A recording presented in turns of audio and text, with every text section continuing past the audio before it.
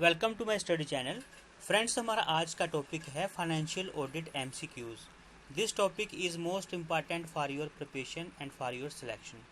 Friends, as you know, this is 65th video as per the syllabus of JKSSB Panchayat Accounts Assistant. So friends, without wasting time, let's start. Question number 1 is financial audit is primarily concerned with expression of audit opinion on a set of financial statement.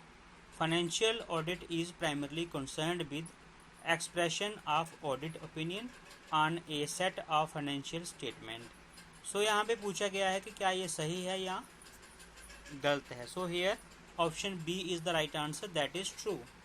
Friends, ये जो statement है बिल्कुल सही है। Next question is financial audit includes, क्या क्या उसमें include होता है ये देखते हैं। First is audit of financial systems and records, audit of financial systems and records. Second is audit of financial systems and transactions. Third one is audit of internal control and internal audit functions. Fourth is evaluation of compliance with applicable statutes and regulations. Here statutes का meaning होता है कानून, ठीक है। So friends, evaluation of compliance with applicable statutes and regulations. First is 1 only, second is 1 and 2 only. Here answer is all of the above, यानी कि ये सारे के सारे जो स्टेटमेंट्स जो दिए हैं यहाँ पे, ये सारे के सारे क्या हैं, ऑडिट में इंक्लूड होते हैं। So all of the above is the right answer. Next question is financial attest audit includes an evaluation of compliance with applicable statutes and regulations. Here option A is true, B is false. Friends, it is true because option A is the right answer, that is true. Financial attest audit includes an evaluation of compliance with applicable statutes and regulations, so it is true. Next question is COBIT is developed by, COBIT is developed by. Here A is SAI India, next is INTOSAI, C is ICAI, D is IT Governance Institute of ISACA. Friends, here option D is the right answer, that is IT Governance Institute and ISACA. Next question is transaction audit is linked to a specific assurance on an individual set of financial statements in a particular year. Transaction audit is linked to a specific assurance on an individual set of financial statements in a particular year. Here option A is true, B is false. Friends, here option B is the right answer, that is false. So this statement is false. Next question is transaction audit results in report to, जो transaction audit होता है results in report to. Here results in reports to, here किसको report करता है वो, first A is management, B is parliament, C is legislative and D is any of these. Friends, here answer is any of these, यानी कि इनमें से किसी को भी रिपोर्ट कर सकता है। जो ऑडिट की रिपोर्ट है वो इनमें से किसी को भी दे सकता है। Transaction audit results in reports to any of these, management, parliament या legislative. So option D is the right answer. Next question is the following types of financial statements are audited in respect of union, state and UT governments. The following types of financial statements are audited in respect of union, state and UT governments. First is finance accounts, second is appropriation accounts, third is balance sheet and fourth one is statements of expenditure. Friends, here answer is 1 and 2 only. Here answer is 1 and 2 only. 1 is finance accounts and 2 is appropriation accounts.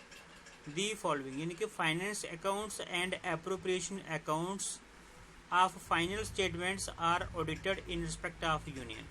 कौन कौन से finance accounts and appropriation accounts are audited, ठीक है, are audited, of financial statements are audited in respect of union, state and UT governments. 1 and 2 finance accounts and appropriation accounts. Next question is financial audit of government companies is conducted by financial audit of government companies are is audited by, here option A is chartered accountants appointed by C and AG, B is chartered accountant appointed by the companies, C is C and AG. Friends, here answer is option A, that is chartered accountants appointed by C and AG. Financial audit of government companies is conducted by chartered accountants appointed by C and AG. Next question is the audit of financial statements of government companies. अभी देखो ऊपर क्या था, ऊपर था financial audit of government companies is conducted by, तो यहाँ पे है the audit of financial statements of government companies. The audit of financial statements of government companies conducted by the C and A G is called, जो audit जो है सी and A जी यानी कि जो अकाउंटेंट्स करते हैं, ठीक है, और उसे क्या बोलते हैं, दैट इज सप्लीमेंट्री ऑडिट।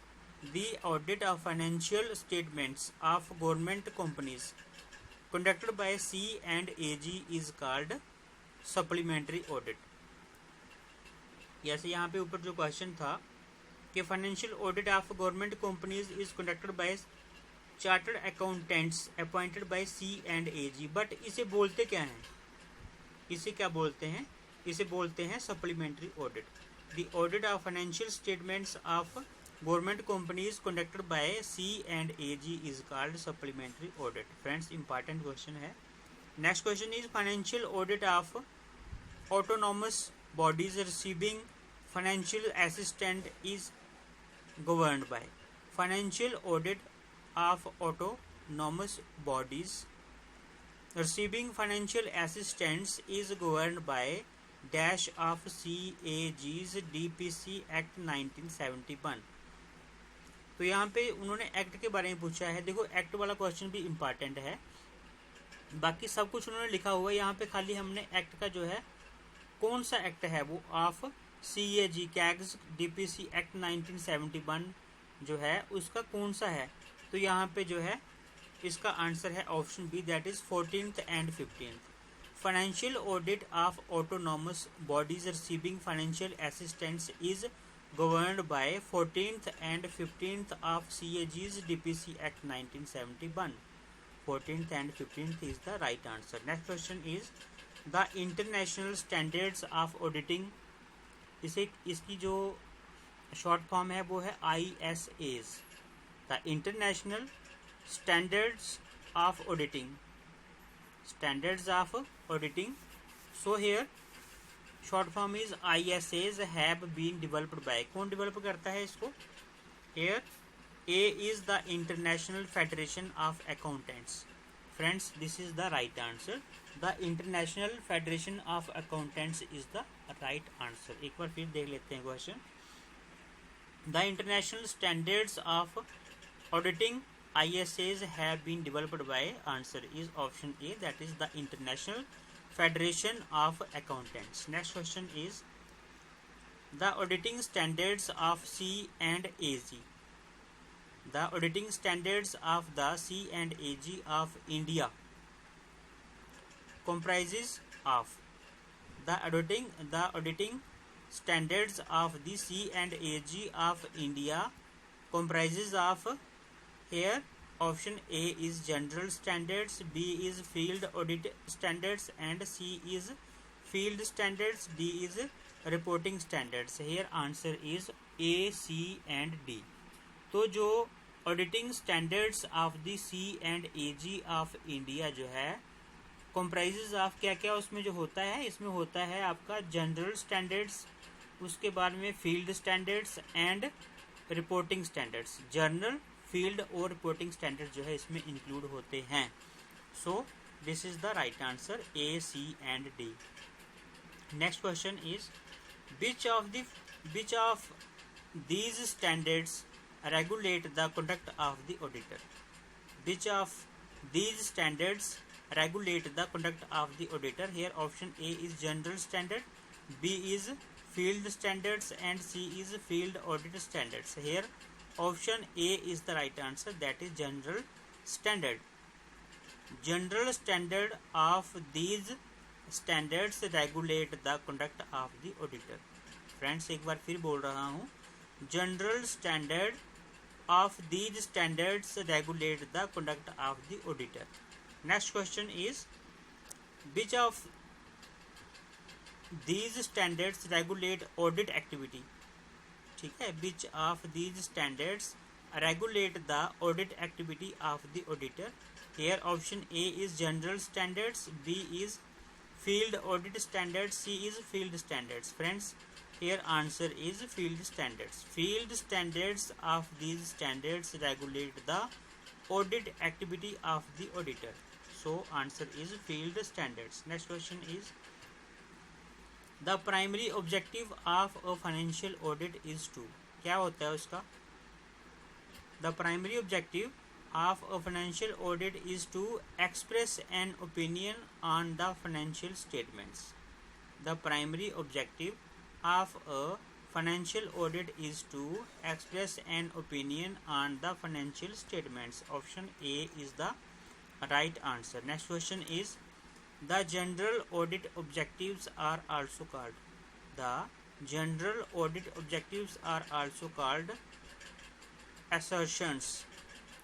ठीक है, the general audit objectives are also called assertions. ठीक है, यहाँ पे assertions जो है इसका आंसर है, assertions जो है इसका क्या है, आंसर है। the general audit objective are also called assertions, ASSERTIONS. so this is the right answer. ये भी आप फ्रेंड्स कर लेना, छोटा सा क्वेश्चन है। the general audit objectives are also called assertions. next question is which of these is the correct set of general financial audit objectives for income and expenditure account? Which of these is the correct set of general finance audit objectives for income and expenditure account? Here option A is completeness, occurrence, measurement, disclosure, regularity. B is completeness, occurrence, measurement, disclosure or existence. Here friends option A is the right answer, completeness, occurrence, measurement, disclosure, regularity. This is the correct answer. So completeness, occurrence, measurement, disclosure, regularity is the correct set of general financial audit objectives for income and expenditure account. ठीक है, इसको in short जो है COMDR याद रखना आप। COMDR जो है, COMDR is the correct set of general financial audit objectives for income and expenditure account. COMDR is the correct set of general financial audit objectives for income and expenditure account. Next question is, if the monthly accounts of some treasuries or public works divisions are excluded from the accounts of the state government, it affects this objective. किस objective को affect करता है वो? Here A is existence, B is disclosure, C is completeness and D is occurrence. Friends, here answer is completeness. If the monthly accounts of some treasuries or public works divisions are excluded from the accounts of a state government, it affects this objective. It affects completeness. Next question is, if some items of revenue expenditure is misclassified as capital expenditure, it can said that this objective is not met. Disclosure. Answer is disclosure. If some items of revenue expenditure is misclassified as capital expenditure, it can be said that this objective is not met. Disclosure. Option B is the right answer. Next question is, which of these is the correct set of general financial audit objective for balance sheet? Which of these is the correct set of general financial audit objective for balance sheet? Here option A is completeness, existence, valuation, ownership and disclosure. B is completeness, occurrence, valuation, ownership, disclosure. यहाँ पे जो option A है वो क्या है friends? यहाँ पे option A is the right answer. Completeness, existence, यानी कि CEVOD, CEVOD is the correct set of general financial audit objectives for balance sheet. CEVOD, CEVOD is the correct set of general financial audit objective for balance sheet. Here option A is the right answer. So friends, today we have done 20 most important questions of this chapter of this topic. उम्मीद है आपको ये video अच्छा लगा होगा. Friends, अगर आप मेरे चैनल के ऊपर नए हैं तो प्लीज़ आप मेरे चैनल को सब्सक्राइब कीजिए और बेल आइकन को प्रेस कर दीजिए ताकि आने वाला हर वीडियो आपके पास सबसे पहले पहुंच जाए. फ्रेंड्स, अगर आप चैनल को सब्सक्राइब कर लेते हैं तो जब भी कोई नया वीडियो अपलोड होता है सबसे पहले आपके पास उसकी नोटिफिकेशन आती है. ये सब्सक्रिप्शन फ्री है, कोई आपका जो है पैसा जो है या डाटा वगैरह जो है आपका नहीं कटेगा फ्रेंड्स. सो उम्मीद करता हूँ आप मेरे चैनल को सब्सक्राइब करेंगे, लाइक करेंगे. फ्रेंड्स, आपकी सब्सक्रिप्शन ही है जिससे हमें पॉजिटिविटी मिलती है और नए वीडियोस बनाने के लिए. So friends, thanks for watching this video. Prepare well, perform well. Next topic जो हमारा होगा वो होगा फाइनेंशियल ऑडिट पार्ट 2, यानी कि इसी का पार्ट 2 जो है हम करेंगे. सो मिलते हैं नेक्स्ट वीडियो में. तब तक के लिए बाय बाय.